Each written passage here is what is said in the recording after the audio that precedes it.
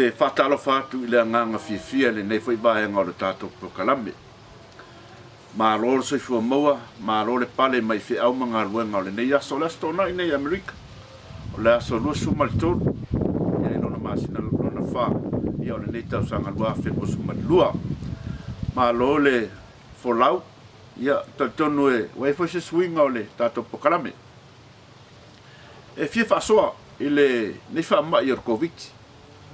E tautonu a telefoi nisi o tangata o e lo tautonu wha mai. To tele o tautonu wha mai. Peitai. Pe fōringa ua a vea le wha mai o Koviti ma mea ua whasolo atua ua lawe vea o mai aisi tangata iwanga le mau o Koviti. Ia o ta ua o Koviti. Maula manoa ma te whasoa ai ma se tasifi o tamari. Le fionga ia Tamasese. Ia le sunga ia EDWIN TAMASESE le tasifi o tamari I long foi I mene o tau medical. Ia e whasoa ai ma fitufai e se foi ona langona I le nei whamai. Ia ma foi la manoa tātou te whasoa ai ma le te mai tai Sina, te mai tai Tala mai American Samoa. Ia tuila manoa. Ia te mai tai o Sina. Ia I le vaenga o tātou pokarami. Alela avela mai moanga le tātou talo le tau. Foi mai I ona tātou whasoa lea. Ia ma le sunga ia EDWIN TAMASESE.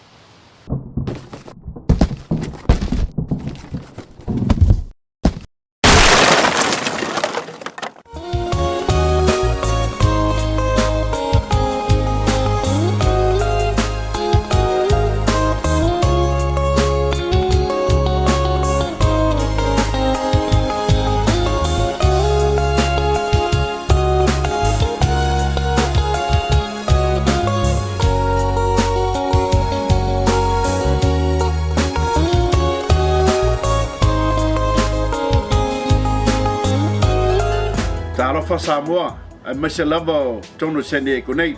A whai tau sa irisi whanoro Samoa e mau aise tau maftanga Samoa. Ia po o ni mea tau sami wa lava le whamalia ina o lo fina ngalo masio ainga. Ia fio mai loa I le Sam's Liquor Store, ia po Sam's Market I National City. O le address, o le tonu o Tasiono East 16th Street I National City. Ia e maua aisa aina me tau sami talo, whai o ulu.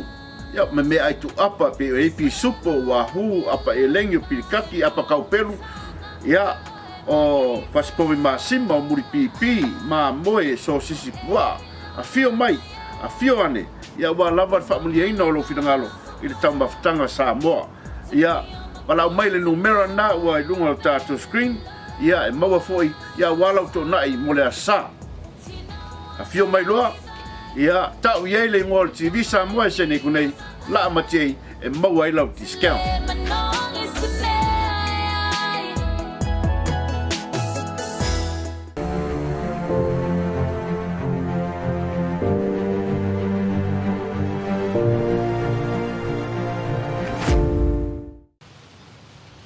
so fu manuia Tamasese ma lor soifua, ma lor langi mama. Paro foi le soifua ma nai ma shonga kuilepa. Ofkai foi man ngi ava ngo mo e. Tara ngo e ngi ma ka ua ko ika ko ka mar ko ngua ko parlo langi ko. Ia, whaftai o maua lea manoa, whaftai foi mo whamanoa ina o lo taimi mo I maua nei foi I vaenga raso. Ia, o lea whangasa o lor malama e. Ia wara tātou whawhenga iei male, nei whamai. Edwin sekeni ua. Te whaisau tala I le winga o le whamai lea. O to telo le tātou atunu ua, talitonu le. I le mau lea o le whamai e. O le mea moi. O le Koviti. A le aso fina ngalo iei. From both sides whaelele le ia malamalamo le tātou atunu. Ia I le telo hutangata e a cancer I le Koviti. Se mai aso fina ngalo Edwin mole nganga whaaloalo. Ia, o kosa nere ia ue whaia singa kokire o lele. O fo o mai mo lunga le talan. Mai sa kalo ele le kuki sa mo misira. Ang ke le ro so ai no mai fo ia. So ila wata kunga e mo fa ma e ya fa ma do ka mi do la mo so mai dale e fa ma I uhe e ke mi ne fa no pa oso e ira li sa contact ngai ngo ya Dr. Richard Chen ngai o I Shanghai o ya ra so swangi ra banga ye uhe ni fengo treatments me ngai de fa ma e fa ma ngai fo li ke lo kala nga ka mi do ke mi no mai ye le mo fa ma yo me wo ye le you know, but that why ya kar kumua fama ya it's a real pneumonia. So yeah, that's my position. Go ahead, Edwin. Yeah. So anyway, all Amerika ya why man ko foi ke mi ngai li ngi wala o for. Yeah, right. Ya nga saule kalo le o fama ya fa singa makuya o mai ole isa ba ja pa kai ya wal mak pa u pe fa ma yu nga na mi ka pok mu ya wa be la le ko de nga man su su ngong I vai bo le fo le fa mai wa de le ngi pu yu ya pu fa ye sa moi lo ya nga do wa ti an me ma nga yu wa le nga li lo so kai nga ma wa nga yu he ni le ngol ko singo ma me nga mo wa la ko vai bo ya Kele vitamin C, sa nga po le vitamin D, sa nga po ya traditional di fala wa sangai for ile pa mai go and there was a lot of me ka o peer reviewed studies for yang sa ko mai suso ngo for mai go nga ka o ile le le wa ye for ngo fa ma yang ko no ko ile le ko le il fama I pada al menga pi fakke ia ile like ile development or fama ile nga develop in mele ko kilo forma ia na manga wae nang ko mo sainga na be ro amendik ai mo wa ku nga ira kilo forma ia nga sa online fama kala ko experience ide ko singon fama nga isia di nga sa ngore ai di si fa mai mo ngai Amerika na fama kala se fa ngol intubation nga fa me nga mal biu ka ka wanga over kile pressure fa ngol ya nga kile la pale ko mo dam ka ake walu wa pai do nga ku nga o ia I Amerika ma sia wanga I Amerika ma la wanga I falangi ngirangi so ka ya ngole tuere ma fama kala la ko ka singon ba I ma me ake wa ave la ro ko wa pesa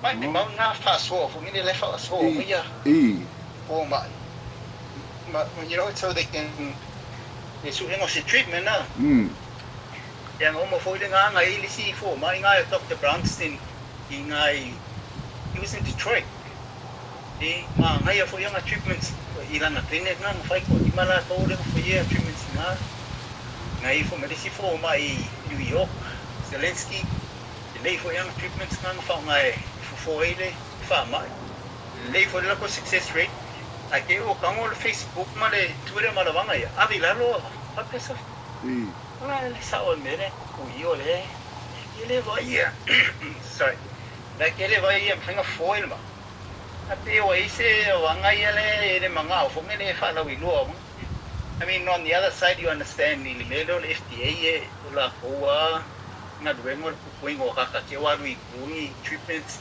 ido lenga trauma test ma men yang ma fa inga le de la ken meren de nga ile ku langa de for my you know 20-30 years of experience wala fa ngala ko ko mai fa solo la hawa fa ngo fila wa nga de FDA ma le CDC ka pe ya la ko fa so so we lost a lot of opportunity for le treat that ya la ko treatments for nga fa I was remember the hydroxychloroquine nga bestseller lani na makaf mai le ya ke waru wa ka mo fira wanga take it na mai le work ai fai kawi treatments yang fa nga test ile fi kawi ma treatments ya sa fa nga fo ma ia nga na fa ya o mai ya le sa to sila ko patients it was all being meu deliberately for le fa se ka ka ia le fa ngol ne Yeah, yo, foi le melo le vitamin C, le makanga na later repetition of vitamin C or le melatonin or D3, quercetin, zinc. Me o mai ya, pe wo. Wei sa wanga fongi kong wa nga le me da ria, o fongi do loki. E ya vai kong o fi em finga fa nga foi le. Ni ma. Edwin, se fa kwala ofisili. Yeah. Ile ka ko wa fa so fa the media. Ile Right. ina ia mala malama both side. O le against it, o le moi. Se fa kwala ofisili. Is this thing is it a man-made?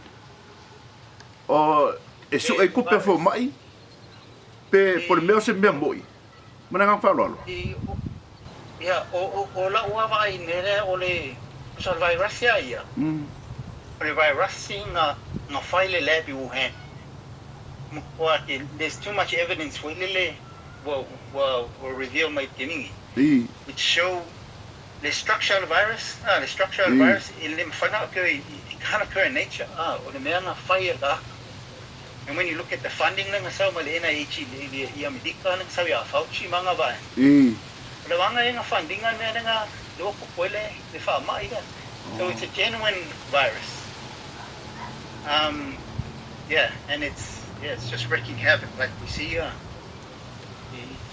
So or go ahead. Yeah, right. No, listen, that the pandemic response, like the lockdowns, the masks, and the right. Sweden in Makanga.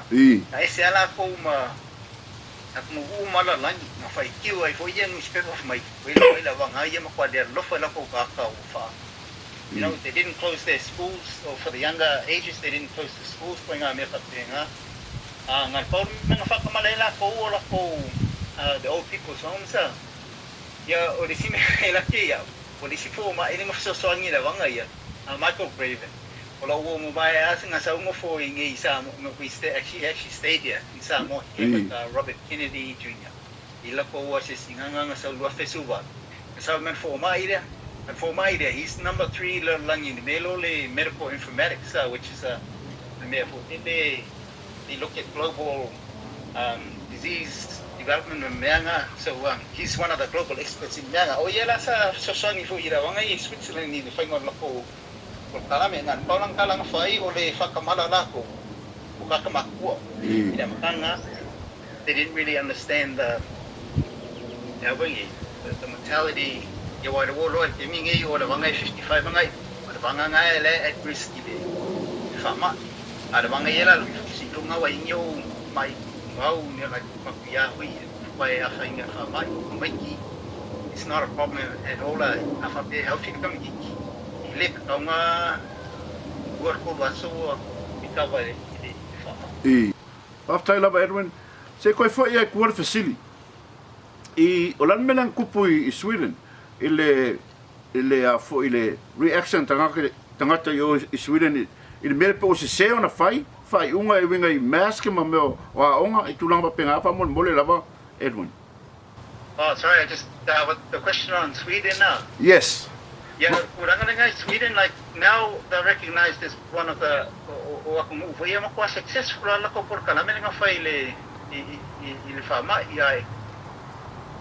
why they not farmer eleki kilo yipe kan mo me wa mu pe close down but they lockdowns me umai ikele ya fianga me ise ho ilele me yo ko you know like treatments for cancer when no me wala ele fa pe na kasi sema ili lang ya what is so many other diseases for ilele ya lockdown mo nga le ko fikira focus ya you know ngala ko ya iko ye isimo ma ile tabele dan lang so it's recognized as one of the most successful programs nga line.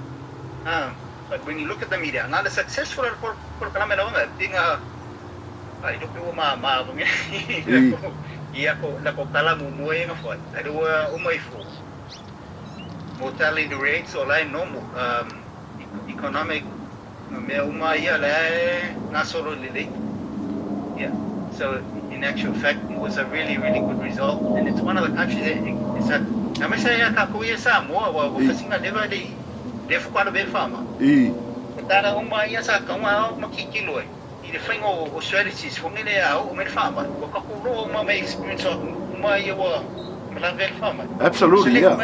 Sauli. Whikau I mo kākou. Sa mo. O le makau saungi la kungu. O le wangkong ka penga kākou I a mesale o mele laki whawhai kākou le lua ka sanga le koko ngofu ai makamaka. Nga o mai the best of each of all of the systems nga whaunga. Ia mawhai sa mo. Se fesile kula kam sese. So ia bala malama le kako kungu ma e ka kaunga ngofu popole. I kulanga lea, but nothing to worry about. It's all about mistake and fix politics. Well, your friend God, me all that fit you more, me ha, the evolution of viruses here. Why you know viruses here, like you've got MERS, you've got SARS-CoV-1. This is not the first COVID not affect you, you've got SARS-CoV-1, you've got swine flu, you've got H1N1. And it was only within a span of 2 years.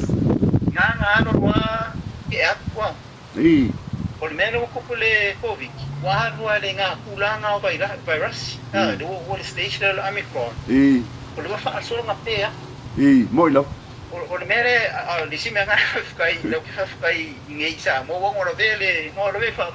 Oh. So they tested positive. I had it for 3 days, and I'm in the age group for at risk. Samoa, 50s upwards.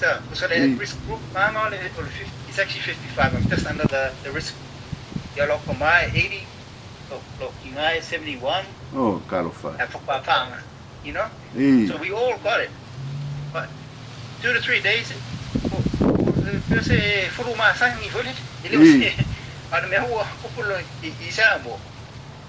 I kala fu yang sa mo may fama yo o fa pole ka pirala ko ko be man be wo mo ko pole la ko wa anesa kong amese ala nga wa lo evolve virus le Omicron yo fu ma sang ni do sine ko pole vora ko ta kong ko sui mali messaging ale ministry ma fa makala ka o wara pole fa yo lo we managed to protect the country for 2 years. Ele isao mele delta masela delta ngamakuwa makuya kala for ia na treating na delta mai was really makuya de fa yeah, and that's the issue la way kemi ngona ngade wa the policies la fa ngai ngai qualificau ia mele Omicron. It's a real tragedy, really. And it's really causing unnecessary suffering now. The almost 8 weeks now.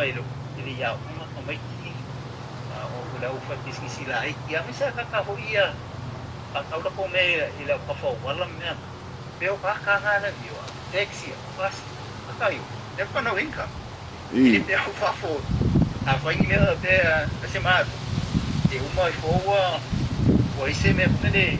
Support. Yeah, ingai aduh ni so ini orang ni a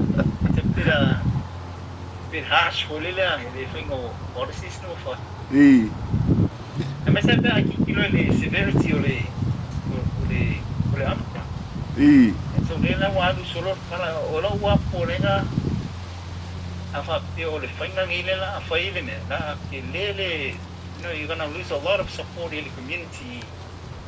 I kako leaders. La ko le bave kikilo le kuranga ne. Na le kalkonginga ya. Kai kayo. Oh, a lot of silly. Because right now everything is COVID. So se ma ya o le oki ma le COVID. Your thoughts about that? Se ma so la so kalkong. Everybody or se se ma di mai fa ma Koviti. Yeah. What do you think about that? I saw it kalanga ba kikilo ko ila wangai alo maluingi ati no le suwa ya kakai yo manliwa right kikilo la ko upstairs sa por kakala wo amputate lang ba ile diabetes o le wo la sa pa le stroke ko all mo ma ivo ia o le kakai ya ko kakangi Wai fo ele so fo ma ile fan mai le fa makana mai fo ia ulanga le ia efficiency le mai ole ma mai fo mai o kakai so se mai ele ve so se fulu ele la ve I mandi ile vai nga o lo ko ma ia ka lo fo nga kakai pa wa ole you know la o wa house status nga oi so se mai mo wa la fa nga yang fa ke se fulu ma sang ile ko biki ko sia fulu ela ve mandi wala ku wa o lo mere ke nga le loega mai o paso me mandi ka kai pa le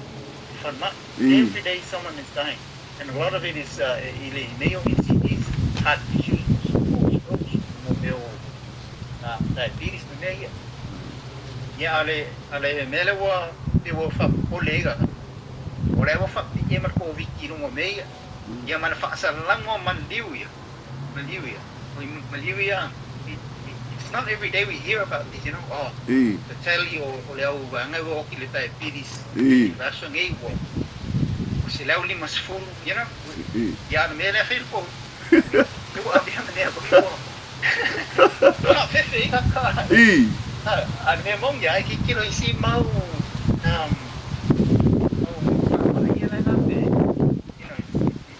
pare que está dia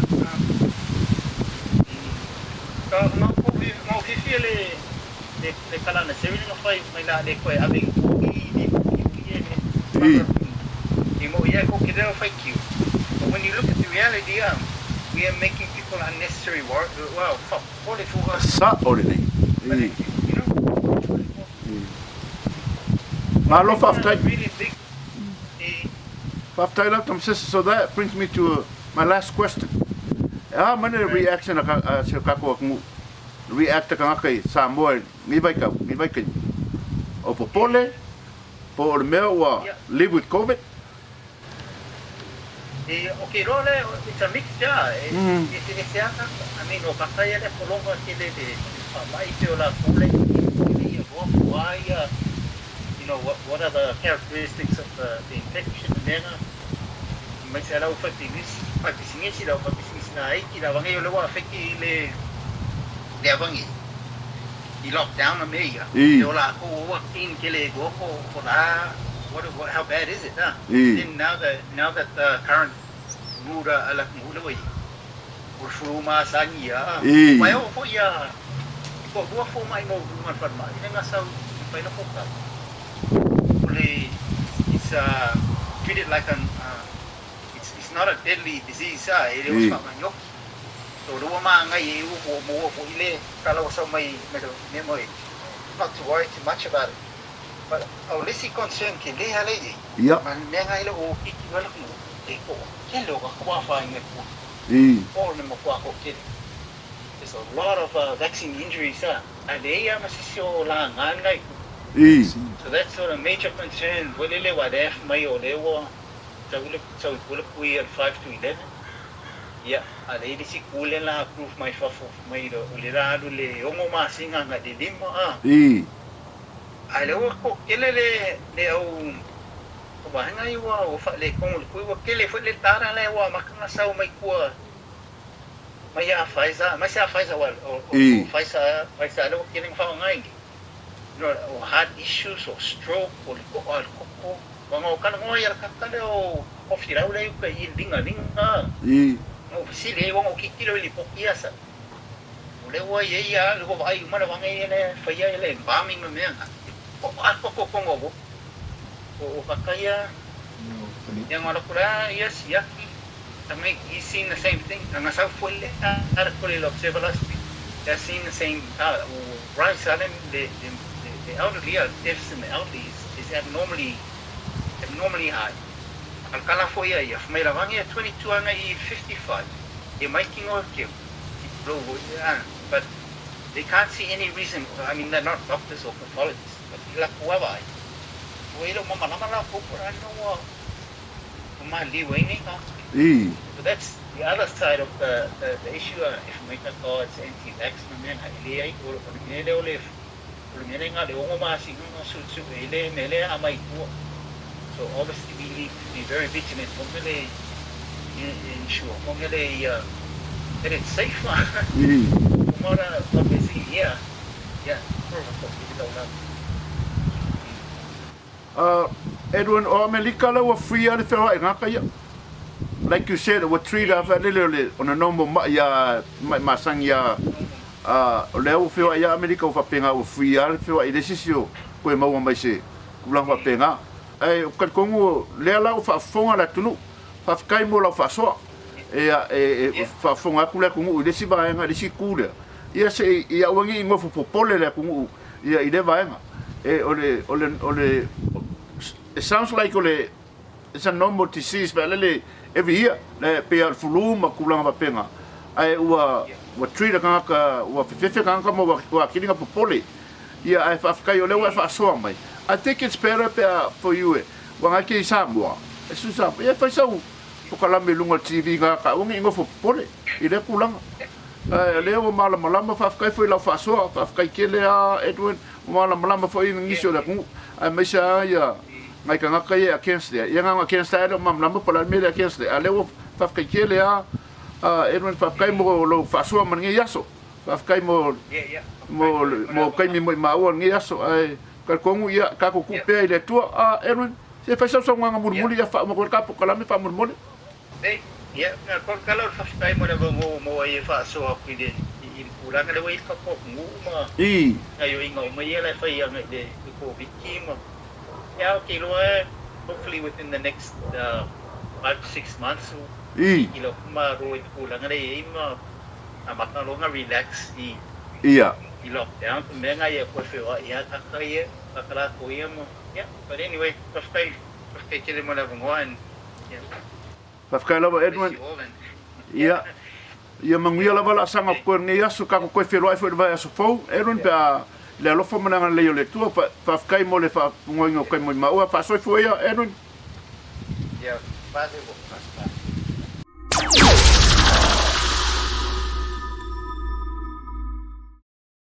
ya wa fa fonga de tato tunu fa so ma le sunga ya Edwin Tamasese yo na fo la ngona malona fo ia manatu ile fa mai ia ona so enga ia tele na wo fo mai ma tulang fo le manga o ngai de fo ba ngole o so fuanga ateton ia ta fi se sala tu ia leo manino mata le vai na ia awane I popole tele ta to tu fai ma me popole ta to tu wa me le wo ia pe fo dinga so se ma ia uta wa Koviti ia le fa fonga le tu fa so ma le sum ia Edwin Tamasese ia tatonua ia fa se swingo fina ngalo ta to tu fa se malo longa foi mai ta to fa so ma ta Sina ta Tala ia Sina mai ia tule mano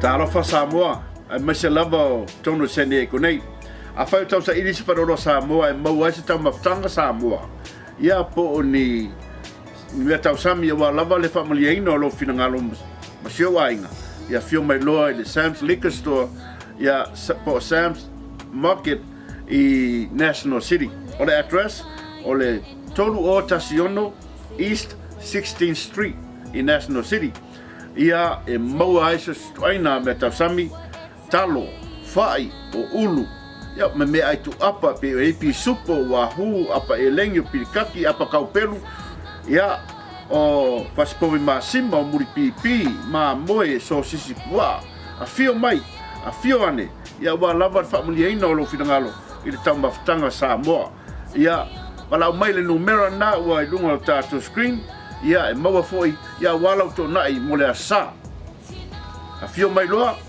ia tau ye le ngol TV Samoa se ne kunei la matei e maua I lau discount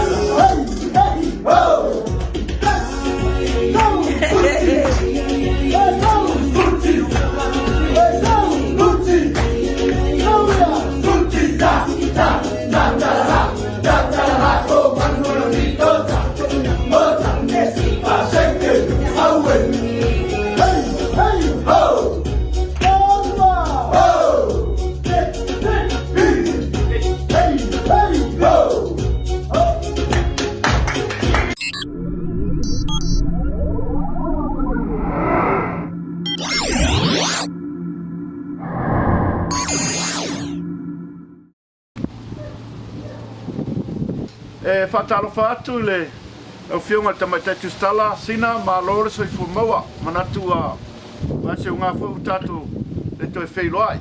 Whaftai le alofa le atua o whaili nei lau mātango fie, ia tātou toi wheiloai ai, ia I lunga le ea. Ia, mananganga whaalalo, sa no ia whawhiloai le tātou atunu, Sina, mananganga whaalalo. Ia whaftai tu e wha mo le apnoa, ia awatu whone apnoa e whawhiloai atua I le malu le tātou atunu o lo whaiona, maua mai ia tātou pasalaunga nei tūla le aso. Ia o whai poisina lewa tate le I wheloa, ia e whaftai le ali o le tate, maua lava le maarosi ma le ola mai a te ia. Whaftai, Sina, ia o se whaia sau Tala, o whiwhanononga atu le tātou atunu. Se update mai le tātou Koviti nai tutuila ma manua whamanmole, nangang whaalalo. O nā tūlanga bui ei, e whia fui a cases o maua, ia o e wha ua maari riu. Ia whaftai la mo la noa, ia o loo whawau pēa, ia fuafuanga ale kovana maranga whainga malo e tusai o le tūlanga o le whawhamai. Ia o le ripoti la sa mai le ia I teimi nei, ia lima afe fitu se lau ma le lima tangata na hawhia ua testunga hawhia I le Koviti. O le tūlanga la o whainu mera I o tangata ia ua maua Koviti. O le pāwhe iwa se lau ono lima o I la tō o whaiona to e manuia ma ua whaiona to e rikawa mai poinga le I whamai. E ono se lau walua ia business la e matai tūpea e mtanga luenga ma I la tō lo whanoko Esera I le teimi nei. Whaftai, taisin, e sisi ba ngai te Talanoaga I ai, o lea ua mau atu le update o Koviti nai te tuila manua. O nai tangata la ua whaitau wina I le mtanga luenga o soifua malolo ina ua mali liu, ua mauola I le tūlanga Koviti. Ia e ua o le whaitau a le tato whalmai I le luas futolu ia cases o I lato whaitau lia o I lato wafia Koviti.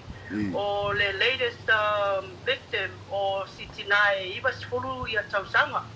O vai asoa nei po ia rua te atu. Ia nei po se tamai iwas futolu tausanga sa tui. O se tinala le iwas fulu tausanga I le whai aso na tui.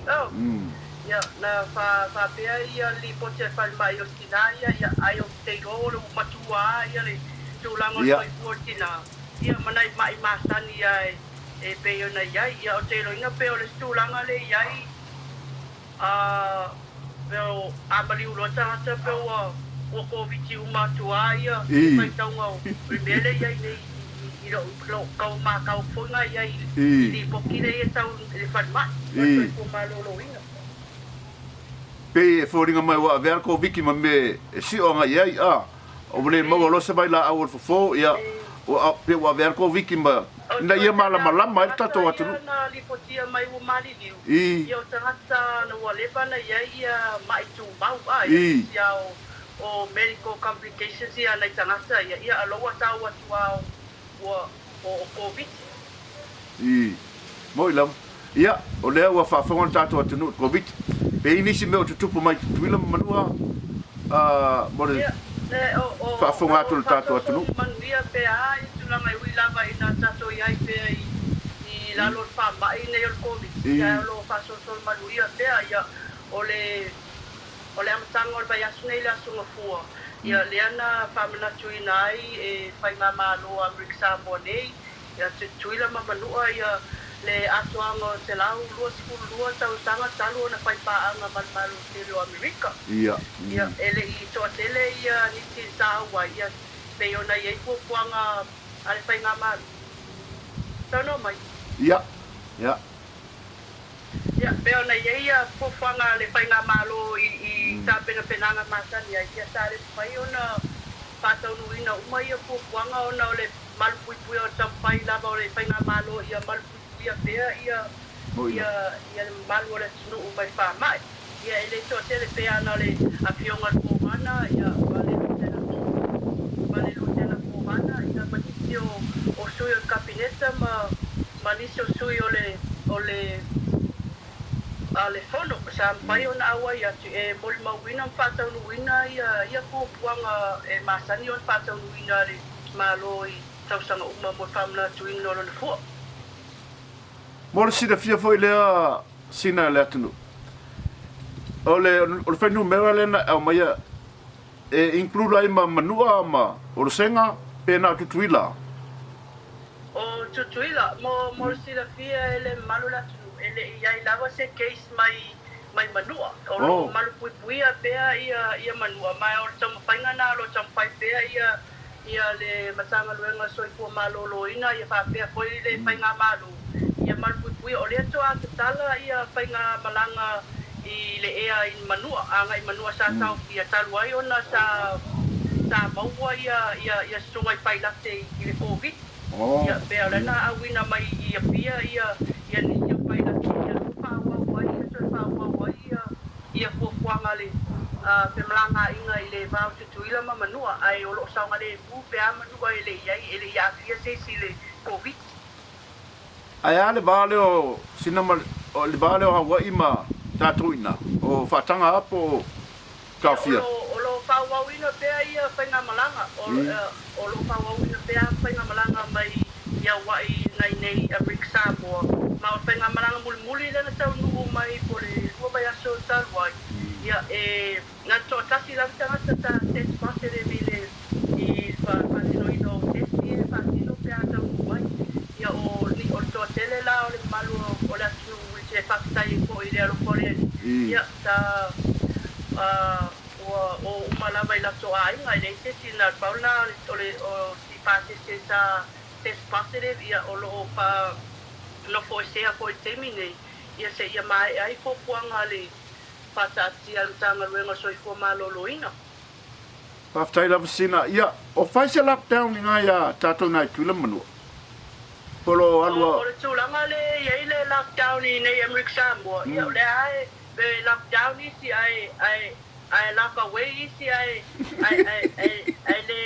le lo por ali si la i si la do rai o be o relax ka ia restrictions ale COVID o ti o fai ta tole tulanga poina le fai vai fai pa lo a wei lo o me down a fai ia fai sa on le ba lo o lo tapunia pea ia tulanga o tapua inga ia ma o io le tau soalo pule pea ia le afionga kovana ia ma ai me se fo ia vai na task force ia ma le patono le matanga luenga o nga i se taimi e toi ono Tala ina ia o nga bo whanau ia pa pea fo ila le Tala ina umalo o le tele o matanga luenga ma whainga luenga ia ma ai me se ia tato tapoinga i le lotu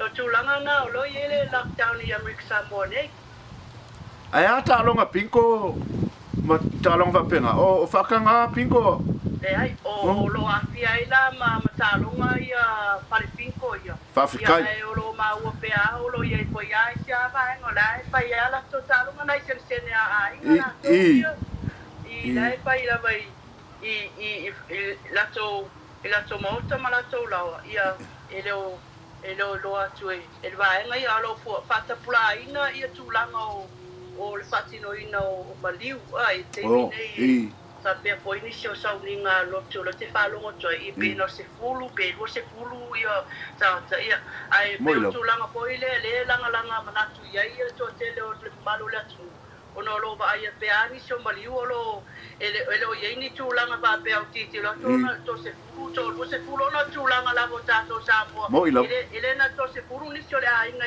sa ole le lo foi tato tata io maliliu mo ilama ele mpaio ta fia tato ia tūlanga na sa ole le sa no ia fa mo pa pe a o se Samuel Masina po ia ole a Tala umai nai ia tūlanga o restrictions ale COVID mo ia mo le ia faftai ia auri atu i lea taimi ma patau nuina umaloa ia e tato to e po i tūlanga e pe masani on tato ia ia faftai tele a Sina ia pe ise si mea te fia saunoa ia mo le whaafonga atu lo tātou atunu o lo misi ia ma ua nei wha mole te whaasoa ai. Ise si me bon me whakitai o lo au ina pere le masina i lua fionga ia ai me se foio le lua manatu e longo puia li ia le malu le atinu o lo alala i tue fio lalangi ia o lo maua tuai nea manua paso atu fo ia e vatu ele whakitai tele i lua sunga mo le avanoa ia manuia o lua manuia foi le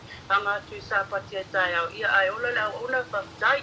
Whaafitai te Sina, whaafitai saunoa ia ua whaafonga le atinu. Whaafitai mo le whaasoa malnei aso le whaavanoa ina o taimi tonu e whai asi o pisi ia i nā i tuila mamanua o nao nisi fo vaenga o fufuanga e whengai ma o le tua fina e whaafitai mo le whaavanoa ina o taimi tonu e fia mau fo sa manoa i lewa i aso tātou te whaasoa ai ia ua lawa le whaafonga anga o le atinu ai e manuia tele ia la sanga o le nei aso ia mese fo sa pati o le mai Longo mai po ia lau sunga po anim ta upu po inga le paiona tāpena pena tuai mo le sita to interview. Oh. Ia whaafitai wa le lei Sina whaafitai tele e tātou whenua i vas fo i le lofo le tua ia whaasoifua ia ia whaasoifua Sina.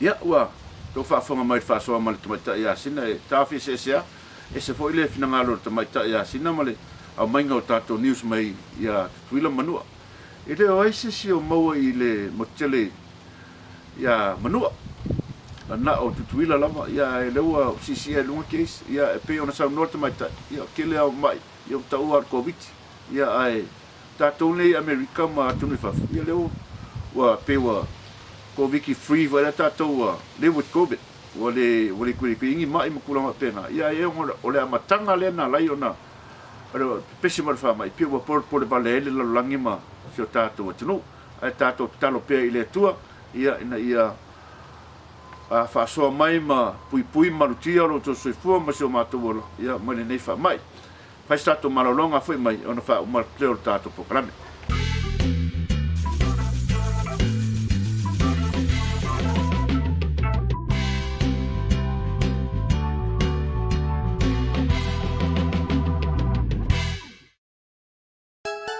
Talofa Samoa, ai mai se lava o tonu sene e konei.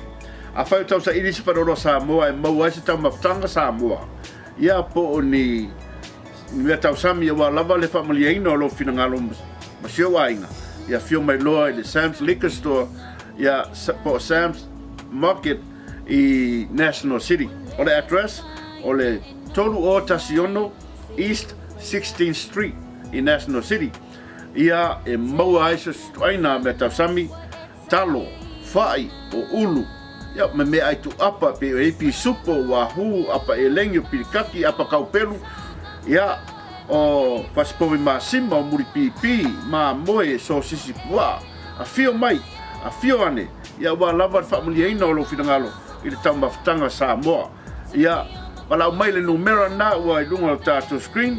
Ia e maua foi ia walau to nai mo le asa a fio mai loa ia tau ia le ngol TV Samoa se ne kunei la matei e maua i lau discount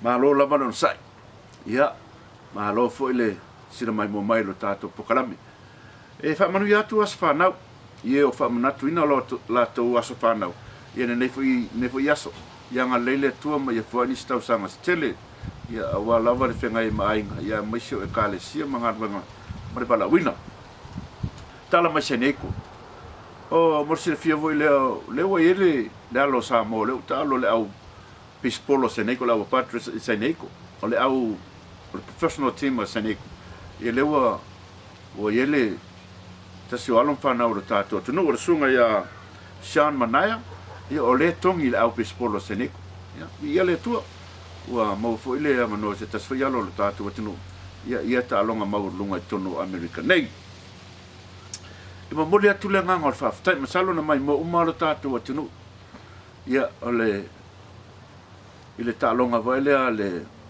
Vancouver nei le 7 lakpi tato manu Samoa le nganga whaaftai tele yalo mawhanau ro tato tunu ma naia tele talonga le to o ese leo ua sila o manu tato tunu talonga le basote nei ia ile loto nu o tama whanau si o tato tunu yalo mawhanau ese le ma naia o tam whainga nei whanau ro tato tunu Samoa mele le fo ile o no nai tamiti mana mai le au mai Samoa le se sina ese ai Salo peto tasini sila sa talo ai wala foi pana o tato nu ai le ngang faaftai esen mana yo tam fainga ia ma to talo pe le tato au man Samoa ia ta fitoto wala mo ri foi talong ia nga lele tu foi per malosi ate o to ia to foi mai foi mo ri foi tamir sanga ia tato felo in nei Amerika ia au kuso pe o mai foi au ia tato felo in nei Amerika ia tato talonga le 7 ia tournament nei Amerika nei ia po yo na talong pe no mo watu le fafonga me o tato tunu watu le nga faaftai fo i lau sida mai mo mai te tonu e la fo se tala o le longa mali la se sila malau fafonga mai Samoa te manatu e matua ina so mato manatu mato langona ma ngalo le o nanga nei aso te tonu tato te pero ai fo i le vai aso fo ia o le TV Samoa nei male fa ya nam la ulu ia male tulepa ia o le tule nga faaftai pero ai vas fo ile lo fo le tua fa so ia